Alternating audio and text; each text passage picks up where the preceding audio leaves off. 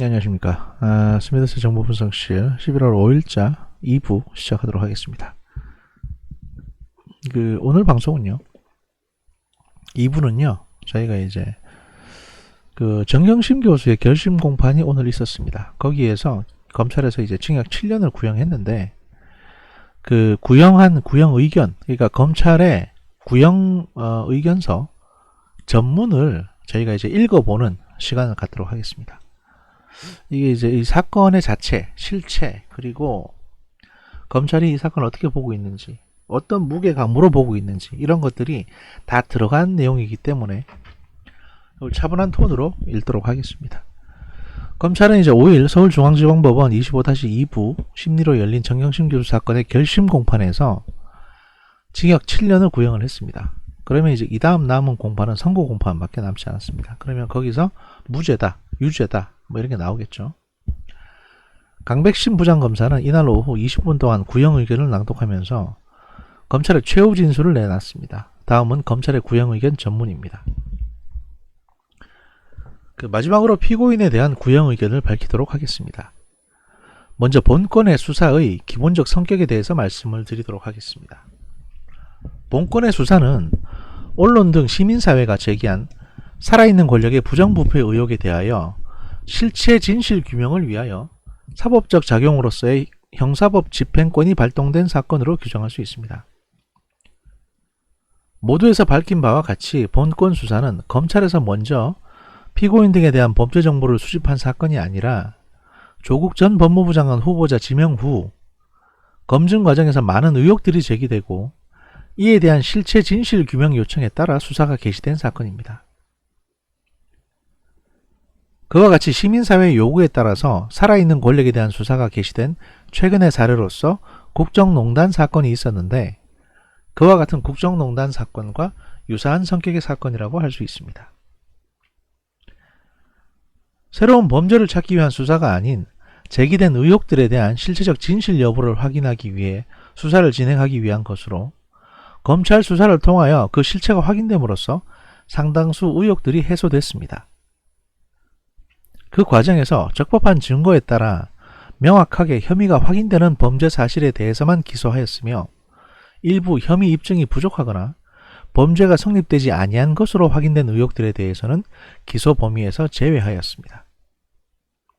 다만 기소된 범죄들의 경우 그 사안의 중대성에 비추어 이를 용인하거나 눈 감고 넘어갈 수 없는 부정부패에 해당하는 범죄들이었습니다. 피고인이 관여된 것으로 확인된 입시비리 및 펀드비리 범죄 사실의 중대성을 개별적으로 간단히 살펴보면 입시비리 약 7년에 걸쳐서 계획된 범죄이고요.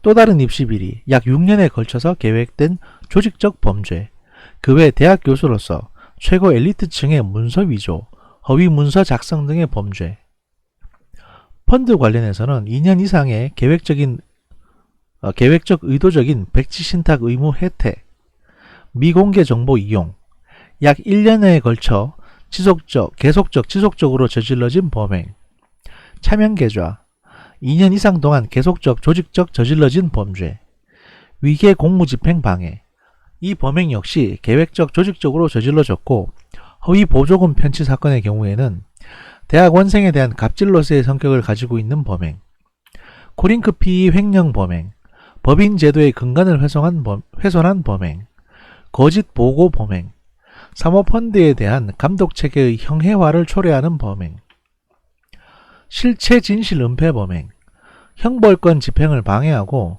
대통령의 임명권 행사 등을 침해한 범행, WFM 횡령 범행, 징역 5년 이상의 중범죄입니다. 그 이외의 허위공시, 사기적 부정거래, 다수의 개미 피해를 양산하고 자본시장 신뢰를 근본적으로 침해하는 범행, 익성 등 미상장 법인의 20억 이상의 횡령 범행, 고액의 법인 자금 횡령 범행입니다. 장학금 뇌물 공여, 최고위직의 부정부패 범행이라고 할 수 있습니다. 방금 보여드린 피고인이 관여된 사모펀드, 입시비리 등과 관련된 기소된 범죄를 살펴봤습니다. 이와 같은 범죄 중에 형사법 집행기관으로서 검찰이 그 혐의를 포착했을 때 또는 수사를 개시하여 혐의가 상당한 것으로 인정되었을 때 검찰이 실제 수사를 하지 않았거나 기소를 하지 아니하였다고 한다면 우리 사회에서 이를 용인하거나 검찰이 잘했다고 평가할 만한 범죄 사실이 단 하나도 없음을 쉽게 확인할 수 있습니다. 즉 본건 수사를 통하여 확인된 범죄 사실은 검찰 수사가 불가피하고 혐의가 인정된 것으로만 판단되는 경우에는 법원의 판단을 구해야 하는 중대범죄라는 점이 명확합니다. 조국 전 민정수석의 법무부 장관 지명 이후 제기된 많은 의혹들은 최고 권력기관인 청와대 민정수석으로 재직하다 법무부 장관 후보자로 내정된 조국과 피고인 부부 일가족의 부정부패에 대한 것입니다. 감사원장을 지낸 한승헌 변호사는 살아있는 권력에 대한 최근에 있었던 수사 사례라고 할 수 있는 국정농단 사건 관련해서 검찰의 중립과 독립은 당대 권력에 대한 독립적인 판단, 위정자에게 불리한 판단을 할 수 있느냐 여부에 달려있다라는 비판을 한 바 있습니다.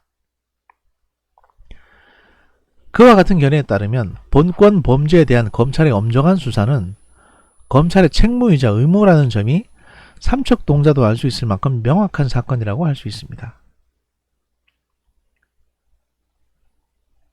이에 검찰로서는 다른 사항들을 고려하지 않고 오로지 헌법과 법률에 따른 사법적 기준만을 근거로 수사를 개시하고 수사를 진행하여 확인된 실체 진실에 근거하여 기소 범위를 정한 사건입니다. 한편 본건 수사 착수 이후부터 본건 수사와 관련한 여러 비판적 견해들이 존재하여 왔고 수사팀으로서는 그와 같은 비판적 견해들에 귀 기울이면서 자기 성찰의 계기로 삼아 부당한 검찰권 행사가 없도록 하는 지렛대로 삼아왔습니다. 다만 본건 수사를 비판하는 견해 중 몇몇 견해는 허위사실에 기초하거나 오로지 검찰에 대한 공격을 목적으로 하는 부당한 견해도 있고 그중 일부는 변호인이 본건 법정에서 본건 기소의 부당성의 근거로 삼기도 하였는 바 그와 같은 부당성에 대해서 단 두 가지 말씀만 드리고자 합니다. 우선 검찰이 검찰개혁을 저지하기 위해 조국 전 장관 낙마를 목적으로 정치적인 의도를 가지고 수사에 착수하고 기소했다는 견해입니다.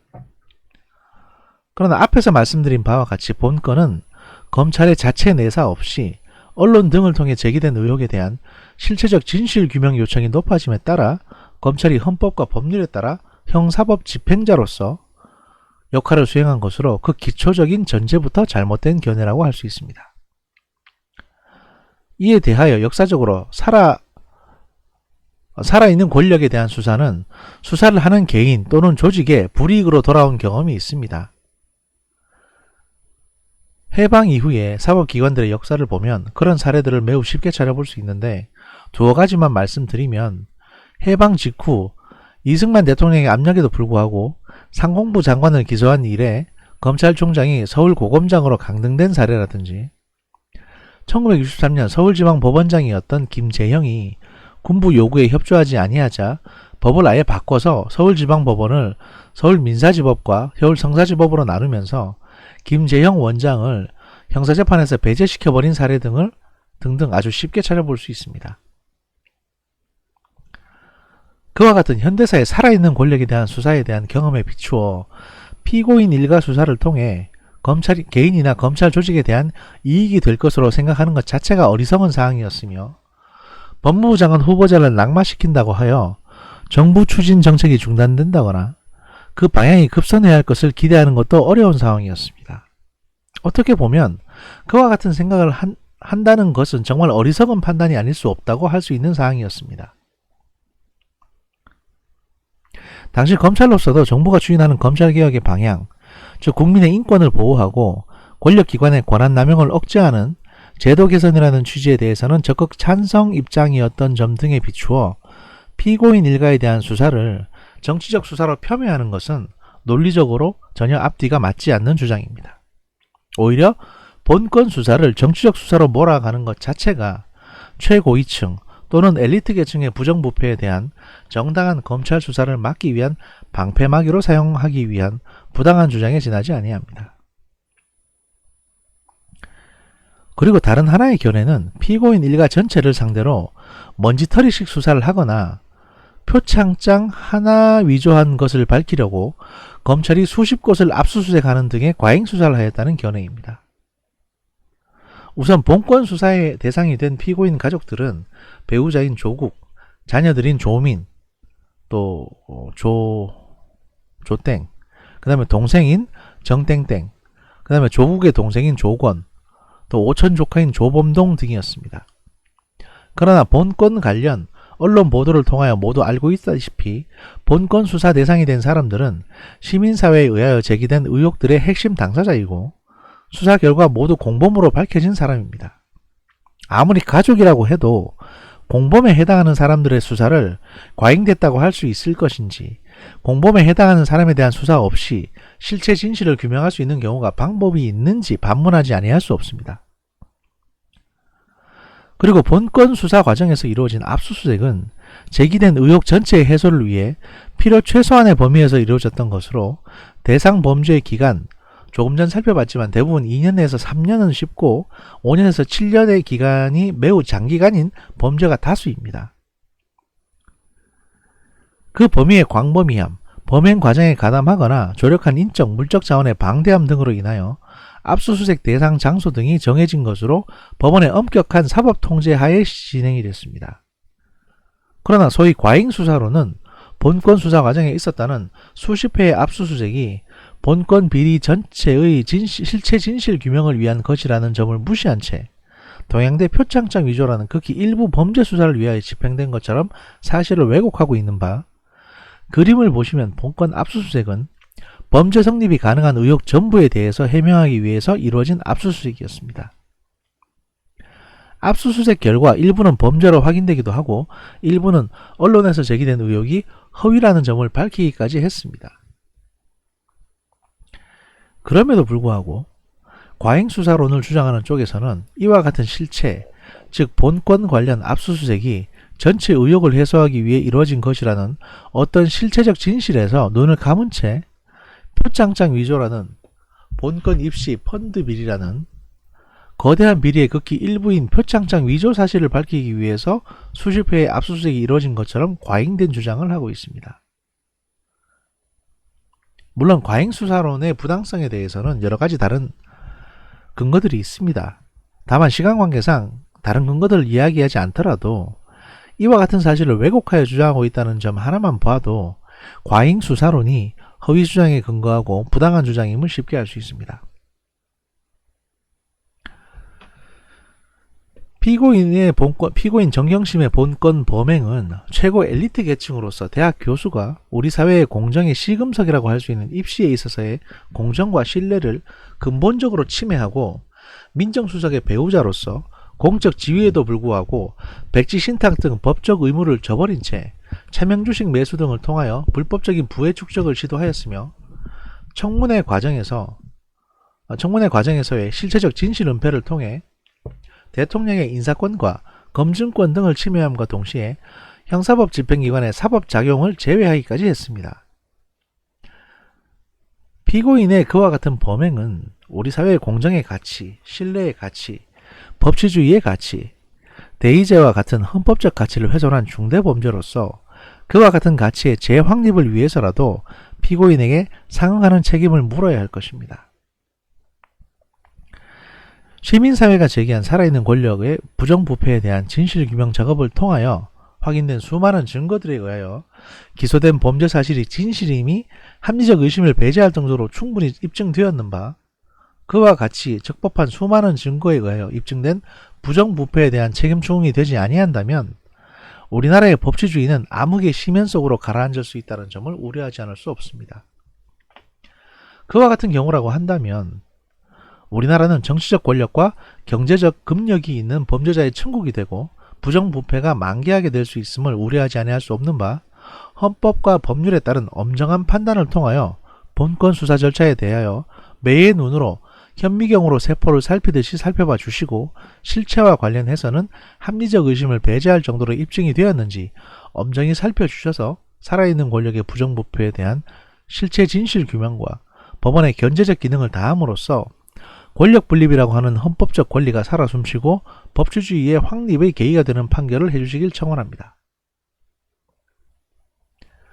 피고인에 대한 이와 같은 재반 죄질 관련 요소 등 모든 양형 사유들과 법정형 그리고 이 사건에 적용되는 대법원 양형 기준 등을 종합적으로 참작하여 검찰은 피고인에 대하여 징역 7년, 미공개 정보 이용 자본시장법 위반 관련 벌금 9억 원, 추징금 1억 6,461만 1,657원, 표창장 위조 등 허위 경력 작성에 사용된 데스크탑 본체 2대, 서울중앙지방검찰청 압제번호 4975호의 증죄 1596, 1597호에 대한 몰수를 각 구형합니다. 이상이 오늘 있었던 정경심 교수의 결심 공판에서 검찰이 정경심 교수에 대해서 구형한 검찰의 이제 최후 진술 및 구형에 대한 전문이었습니다. 아마 이제 한 2주에서 3주 정도 있다가 선고 공판이 이루어질 겁니다.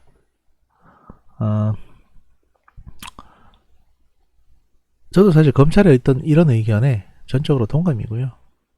유죄가 선고되기를 희망하고 있고 또 그렇게 예상을 하고 있습니다. 2부 여기까지 하겠습니다.